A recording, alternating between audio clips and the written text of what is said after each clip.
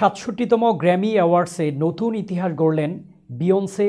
জিতলেন ক্যারিয়ারের প্রথম বর্ষসেরা অ্যালবাম পুরস্কার। অন্যদিকে নিজের জন্মদিনে চতুর্থ গ্র্যামি জিতলেন শাকিরা।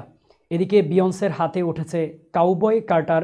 অন্যদিকে লাস মুজেরাস ইয়া নো লোরান অ্যালবামের জন্য স্বীকৃতি পেয়েছেন শাকিরা। টেলর সুইফট ও জেনিফার লোপেজের হাত থেকে পুরস্কার গ্রহণ করেন তারা। বিস্তারিত হাসিব খানের ডেস্ক রিপোর্টে।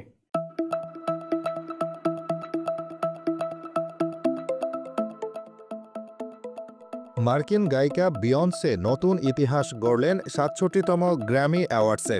রেকর্ড সর্বোচ্চ ৩২টি গ্র্যামি জয়ের মালিক আগে থেকেই ছিলেন তিনি।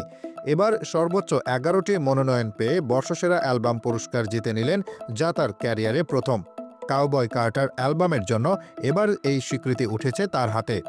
বর্ষসেরা অ্যালবাম বিভাগে বিয়ন্সের সঙ্গে প্রতিদ্বন্দ্বিতা করেছেন Billie Eilish, Charli XCX, Sabrina Carpenter, Chappell Roan, André 3000 ও জ্যাকব কলিয়ার।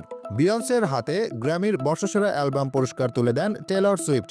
মঞ্চে নিজের মেয়ে ব্লু আইভি কার্টারের পাশে দাঁড়িয়ে তিনি বলেন, নিজেকে খুব পরিপূর্ণ লাগছে, একই সঙ্গে সম্মানিত বোধ করছি।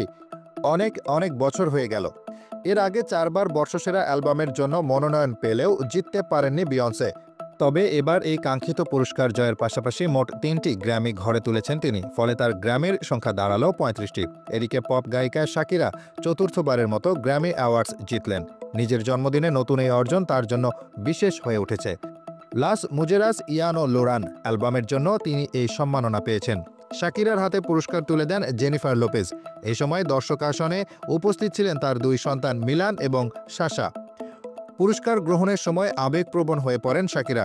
বক্তৃতার শুরুতে তিনি লস অ্যাঞ্জেলসের ভয়াবহ দাবানলের ক্ষয়ক্ষতি নিয়ে কথা বলেন। তিনি তার পুরস্কার অভিবাসী ভাই বোনদের উৎসর্গ করে বলেন, আমি আমার পুরস্কার অভিবাসী ভাই বোনদের উৎসর্গ করছি। তারা ভালোবাসার যোগ্য, তাদেরই এটা প্রাপ্য। আমি সবসময় তাদের লড়াইয়ের পাশে আছি। পাশাপাশি বিশ্বের প্রতিটি কর্মরত নারীর পরিশ্রম ও সংগ্রামকেও শ্রদ্ধা জানান তিনি। পুরস্কার গ্রহণের পর স্টেজে পারফর্ম করে ৬৭তম গ্র্যামি অ্যাওয়ার্ডস মাতিয়ে দেন শাকিরা।